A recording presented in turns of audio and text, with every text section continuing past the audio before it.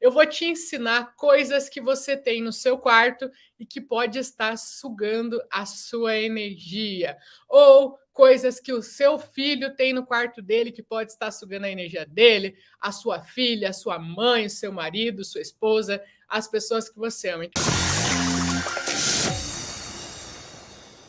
E é importante entender, né, que também o que está no nosso quarto também influencia na energia das outras pessoas da casa, e o que está no quarto dos outros também influencia nas nossas energias. Mas o que eu quero que vocês entendam é que, claro, as energias dentro de um quarto, elas influenciam na vida de uma pessoa, mas as energias no quarto de outra pessoa também influenciam. Por exemplo, eu tenho uma irmã, né? E a época que eu morava, hoje eu não moro mais com os meus pais, né? Mas antes morava lá eu, meu pai, minha mãe e minha irmã. E aí os meus pais tinham o quarto deles, eu tinha o meu quarto e minha irmã tinha o quarto dela. E o que que acontece? O que tinha dentro do meu quarto, claro, influenciava na minha energia. Mas o que tinha lá no quarto da minha irmã também influenciava na minha energia. E vice-versa. Bruna, mas por que que isso acontece? Como é que isso acontece? Então, o que que acontece? A gente vai falar aqui de situações que estão sugando a energia da pessoa que convive naquele quarto,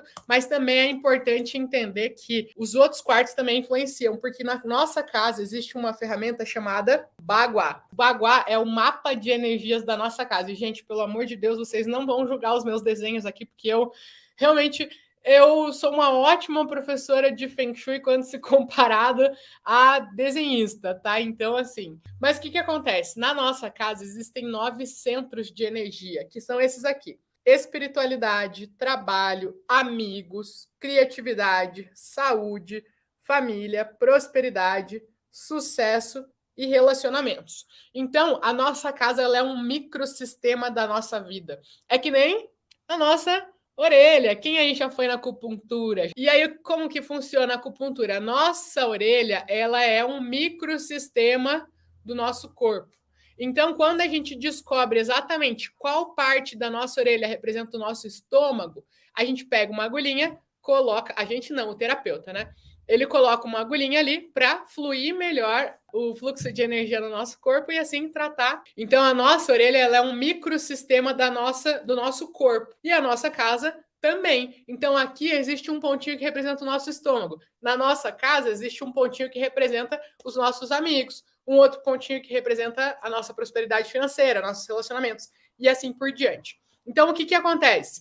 Dentro da nossa casa, existem essas 9 áreas. Pode ser que, por exemplo, o seu quarto esteja lá na área dos relacionamentos, tá? Aqui tá o teu quarto, bonitinho e tal, e aí você cuida das energias dele, mas pode ser que o quarto do seu filho esteja lá na área da prosperidade. E aí o que que acontece? Por mais que você esteja cuidando de todas as energias ali do seu quarto, pode ser que as coisas paradas, as energias estagnadas aqui na área da prosperidade da casa, elas influenciam nas energias de prosperidade de todos os moradores da casa, né? Então, indiferente se está no seu quarto, ou se está lá no quarto do seu filho, ou lá no quarto da sua irmã, ou lá naquele quartinho que você não usa. Isso é muito comum, né? Por exemplo, eu falei para vocês, né, que eu morava com a minha mãe. Morava minha mãe, meu pai, minha irmã e eu. E aí chegou uma época da minha vida que eu saí de casa, né? Fui morar com a minha namorada. E aí o quarto que era meu ficou um guardinho lá. E as mães, elas tendem a fazendo o quê? Juntando coisa naqueles quartinhos, né? O filho saiu, a filha saiu de casa, e aí vira um quartinho que vai juntando tralha. Aquele quartinho ainda assim está influenciando na energia de todos vocês, porque necessariamente ele representa alguma dessas 9 áreas da vida de todo mundo que convive ali. Então é super importante entender isso.